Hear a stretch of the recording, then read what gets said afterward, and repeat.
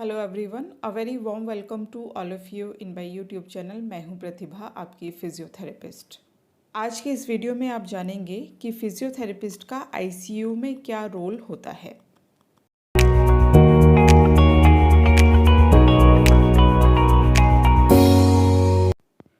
ICU का मतलब होता है इंटेंसिव केयर यूनिट। यहाँ पर उन पेशेंट्स को स्पेशलाइज्ड केयर दी जाती है जो लाइफ थ्रेटनिंग कंडीशन में होते हैं, जो क्रिटिकली बीमार होते हैं और जिन्हें कांस्टेंट मॉनिटरिंग की यानी लगातार देखरेख की ज़रूरत होती है। अब क्रिटिकली इल होने की वजह से इन पेशेंट्स को फिज़िकल और साइकोलॉजिकल कॉम्प्लिकेशंस भी काफ़ी रहते हैं।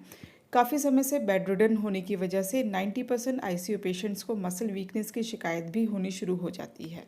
साथ में वेंटिलेटर पर होने की वजह से रेस्पिरेटरी मसल्स भी वीक पड़ने लगती हैं।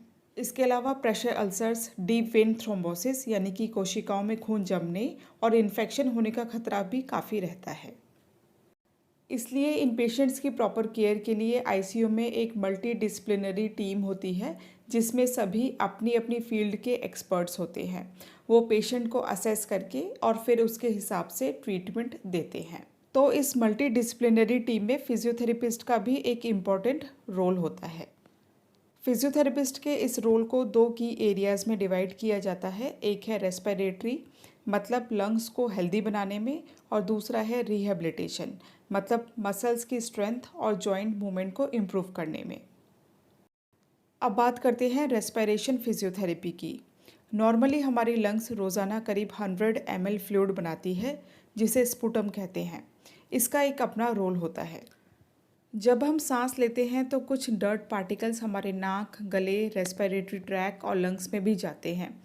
तो उस समय क्या होता है कि ये जो स्पुटम होता है वो उन डर्ट पार्टिकल्स को ट्रैप कर लेता है और फिर इन्हीं ट्रैप्ड डर्ट पार्टिकल्स को हम कफिंग की सहायता से बाहर निकाल देते हैं ताकि हमारी लंग्स में ये डर्ट पार्टिकल्स जमा ना हो पाए और वो क्लीन रहे। लेकिन जब पेशेंट वेंटिलेटर पर होता है तो वो खुद से कफिंग नहीं कर पाता है और फिर स्पुटम लंग्स में जमा होता रहता है और फिर जिससे निमोनिया होने के काफ़ी ज़्यादा चांसेस बढ़ जाते हैं। तो इन्फेक्शन और निमोनिया होने के चांसेस ना बढ़े इसके लिए फिजियोथेरेपिस्ट पेशेंट की पोजीशनिंग इस तरह से करते हैं जिससे ग्रेविटी की हेल्प से स्पुटम लंग से आसानी से ड्रेन आउट हो पाए। इसके अलावा मैनुअल टेक्निक्स जैसे शेकिंग और वाइब्रेशंस भी हैं जिससे स्पुटम को पहले लंग्स टिश्यू से अलग किया जाता है और फिर सक्शनिंग की हेल्प से स्पुटम को लंग्स से बाहर निकाला जाता है। अब रेस्पिरेशन फिजियोथेरेपी के बाद बात करते हैं रिहेबिलिटेशन की।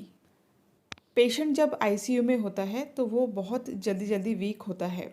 स्टडीज़ के हिसाब से वो रोज़ाना करीब 2% तक अपना मसल मास को कम कर सकता है।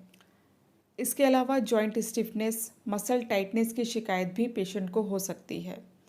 तो ये सब दिक्कतें शुरू ना हो इसके लिए फिजियोथेरेपिस्ट पेशेंट को आईसीयू में एक्टिव और पैसिव मूवमेंट करवाते हैं, मतलब पेशेंट के हाथ पैरों को ऊपर नीचे सभी डायरेक्शंस में मूव करवाते हैं।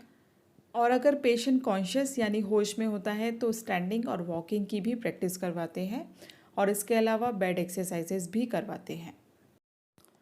फिलहाल इस वीडियो में इतना ही। अगर वीडियो अच्छी है तो लाइक और शेयर ज़रूर करें और चैनल को सब्सक्राइब भी करें। Thank you.